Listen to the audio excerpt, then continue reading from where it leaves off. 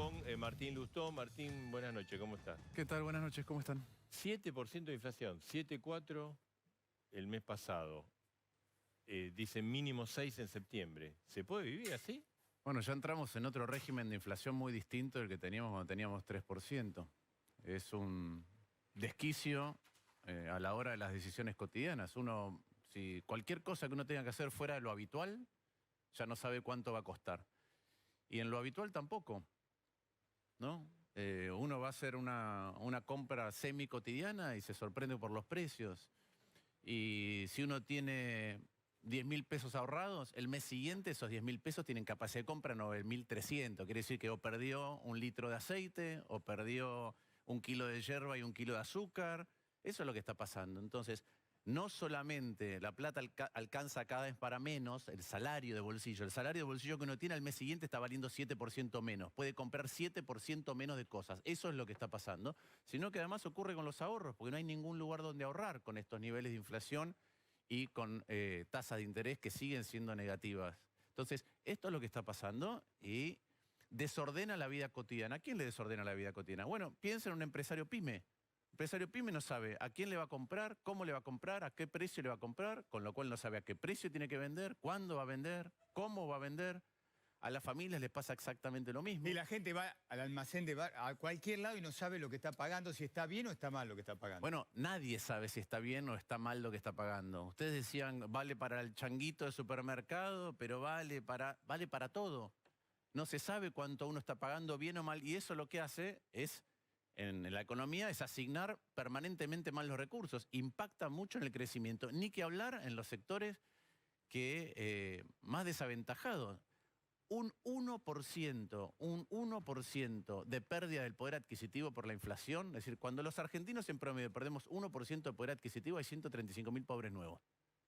Entonces, cuando uno tiene un régimen de inflación tan alto, y los salarios obviamente corriendo detrás, y toda la economía corriendo a este nivel, genera estos niveles de delirio a la hora de tomar decisiones o desorden a la hora de tomar decisiones y de angustia cotidiana, porque lo que le pasa este mes va a estar agravado el mes siguiente y el siguiente y el siguiente. ¿Y esto se aguanta? Bueno, la Argentina, las cifras, la Argentina ya ha convivido con un nivel de inflación similar a este. Tenemos que remontar. Este nivel acumulado anual tenemos que irnos a época de hiperinflación. El nivel acumulado 12 meses, que es superior a este, es el de diciembre del año 1991. Quiere decir que incorpora algunos meses de hiper, antes de que hubiera plan de convertibilidad. Claro. ¿Y cuál es la otra diferencia en cualquier comparación que uno hace? Que cuando uno se remonta a eso, ya hace 30 años, después hubo un plan que estabilizó. Y ahora no estamos hablando de un plan de estabilización. De hecho, siguen corriendo todas las variables a ese ritmo, y por eso ustedes están hablando, por eso nosotros de la consultora también, por eso los analistas están viendo que el mes siguiente ya arrancó la primera semana de septiembre con al menos. ¿No ve con la llegada de Massa Lustó un periodo de estabilidad? No, yo veo, a ver, cada vez que uno toca una variable económica, si uno va a tocar, no sé, tarifas, impactan en el ámbito fiscal, impactan en el ámbito social, impactan en el ámbito productivo, impactan en la inflación. Entonces, cada una de las cosas en la economía impactan en distintos ámbitos. Entonces, es como una gran orquesta. Antes, que había un enorme desorden y disonancia en los que tocaba cada instrumento. Yo lo que veo que Massa por lo menos dijo, bueno, paremos con esto. Este instrumento no toca, este instrumento no toca, este instrumento no toca. Y ese desorden otra vez de la orquesta ahora está mudo. Ahora no hay una melodía todavía para ver cómo se resuelven los problemas. Martín, acá tratamos de poner un poquito de humor. El Little Park, tenemos que explicar a los más jóvenes que era Little Park. Bueno, pero está la montaña rusa. La montaña rusa. Existió eso, Little Park. Sí, está Macri, está Morales, está Patricia, está Manes, está Rodríguez Larreta, son todos candidatos a presidente. Ahora, tampoco la oposición se están peleando. No tiene la responsabilidad de gobierno, esto está clarísimo. Pero dar una señal y decir, mirá, nosotros vamos a ganar el 2023 y vamos a hacer esto. O vamos por acá. Mira, yo a ustedes creo que ya los he invitado, pero los invito a los que quieran a ver lo que estamos haciendo nosotros en la Fundación, en Evolución. Nuestra fundación se llama Argentina por Venir. En todas las áreas posibles estamos trabajando y estamos coordinando con los equipos técnicos de otros candidatos. Yo no soy candidato a presidente, pero sí creo que teniendo candidato a nuestro espacio en Córdoba, en Santa Fe, en Neuquén, en Catamarca, tenemos que tener una visión de país y una visión en cada una de las provincias, y se está trabajando. Después me parece que las discusiones son propias. Ustedes agarran cualquier país en donde la oposición se está organizando para una discusión o una contienda electoral presidencial, Sí, a ver, pasa similar. pero Martín, se están sacudiendo. También la oposición es una orquesta que cada uno toca su melodía, ¿eh? Yo no comparto eso. Sobre todo en el PRO. Yo no comparto eso. Es la primera vez que la oposición sigue unificada. Es la primera vez que elige un método que son las PASO. Es la primera vez que con ese método generó una renovación muy grande a lo largo y a lo ancho de toda la Argentina. Y eso para mí es un dato central. No podemos cambiar el nivel de angustia ni generar esperanza si no hay una renovación dirigencial. Y yo creo que eso lo logró una oposición que se planta en algunos temas en el Congreso, que abrazó un método que son las PASO y que generó liderazgo nuevo. Acá está Juez, en Córdoba también está Rodrigo, pero lo mismo vale para Lozada y Puyaro, lo mismo vale para Nacho Torres, lo mismo vale para Flavio Fama, lo mismo vale para Pablo Cervi en Neuquén. Hubo renovación. Para Manes, que ustedes lo ven ahí, hubo renovación. Yo creo que eso es sumamente importante con un método. Y después están las disputas propias de la organización de un espacio de cara a una contienda presidencial. Usted piensa que son cosas lógicas. A mí no me asusta siempre y cuando, y por eso digo lo que nosotros estamos haciendo, haya un trabajo pormenorizado de aquellas cosas que hay que abordar.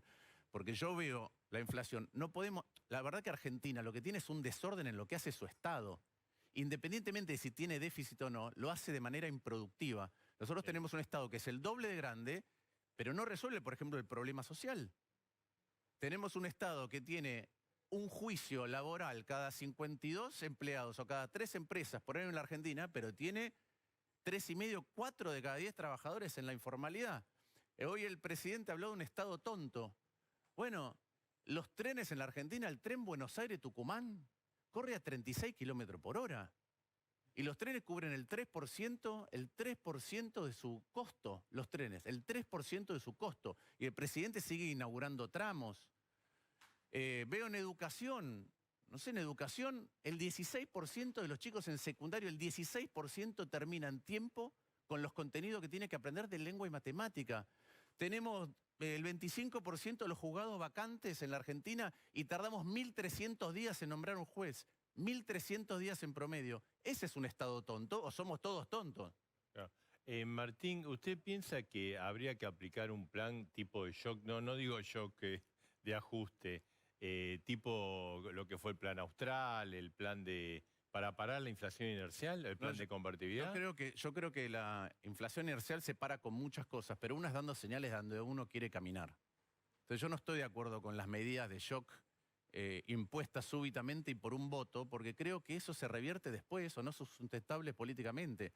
Ahora, nosotros hemos peinado 103 privilegios que existen dentro del Estado. ¿Qué es privilegio? Bueno, los ciudadanos que no pueden acceder al Estado de la manera en que otros ciudadanos acceden al Estado están discriminados. Yo te puedo decir, desde las jubilaciones de privilegio hasta las empresas públicas que tienen regímenes laborales distintos a las que de las empresas privadas con las que compiten, pero están subsidiados, que no explican en qué van a gastar la plata, que no rinden cuentas en ningún ámbito público acerca de cómo gastan la plata. De eso podés peinar. La Biblioteca del Congreso tiene la misma cantidad de empleados que la Biblioteca Nacional de China, que tiene 10 veces más volúmenes. Con Luis lo vivimos en el Senado. ¿Está sobredimensionado el Senado en su cantidad de empleados? Sí. Ahora, ¿es culpa de los empleados? No, no es culpa de los empleados. Pero sí es culpa nuestra. Si cada vez que un empleado se retira, se jubila, haciendo una tarea que ya no es necesaria, si lo que decimos es lo reemplazamos por otro que hace esa tarea que es innecesaria, porque no le brinda nada al ciudadano. Nada. Y esa es la discusión. Tengo por mi parte una pregunta más. ¿Le van a aprobar el presupuesto a Massa? Hoy se reunió con Cristina. No sabemos, todavía tenemos que ver cuál es el presupuesto, cuáles son los valores todos los... sí, las planillas. No las planillas, cuáles son los supuestos macroeconómicos y cuál es el detalle del presupuesto. Es un presupuesto muy grande, cuando se presenta primero en diputado y ahí se debatirá. Bueno, igual Massa tiene que convencerlo más a Máximo, porque la última vez no se aprobó por Máximo, ¿no? Bueno, pero esas son las discusiones internas dentro del gobierno que sí creo que hacen un ruido, ¿no? A mí, otra vez, hablar de un Estado que el Estado ahora, hoy lo escuchaba el presidente con las autopistas, el Estado es inteligente, pero es un Estado que genera 7% de inflación. Muy inteligente no parece. Un Estado donde, volviendo a autopistas, por ejemplo, nosotros tenemos... Lo escuchaba Kicillof. Kicillof decía que hace inversión en obra pública sin ver la rentabilidad. Bueno, pero si yo tengo una tasa de uso para ir de acá hasta la esquina, que va un solo auto, no tengo que hacer 4 carriles. Y eso también tiene que ver con la rentabilidad social, porque cuando la infraestructura está mal pensada, está mal diseñada, está mal ejecutada, después cuesta mucho mantenerla. Nosotros estamos hablando ahora de que vamos a administrar autopistas y no sé el trasfondo, que lo investiguen, no tengo ningún problema con eso, pero lo que digo es, vamos a administrar autopistas en un país donde ni siquiera, a pesar de que Vialidad recauda lo necesario para mantener las autopistas y todos los corredores viales de la manera en que tienen que estar mantenidos, no se hace, no se alcanza, se gasta en otra cosa. Entonces, nosotros tenemos que ir a un Estado que sea más inteligente. Seguro. Y esa es la manera, yo estoy convencido que esa es la manera de resolver el problema de la inflación. No es un shock, es decir, vamos a caminar todos colectivamente hacia allá. Estos privilegios ya no corren más para nadie. Y eso requiere de diálogo político, eso requiere de poder conversar con el otro, eso requiere de no deslegitimar al otro, eso requiere reconocer al otro, que representa algo distinto, que piensa algo distinto. Pero para modificar el curso de dónde viene la Argentina, hacia dónde tiene que ir, cada uno tiene que tener tranquilidad, solvencia y seguridad o valor, coraje para defender lo que cree, pero también ser capaz de dialogar. Si no, es imposible este país. Martín, gracias. Gracias.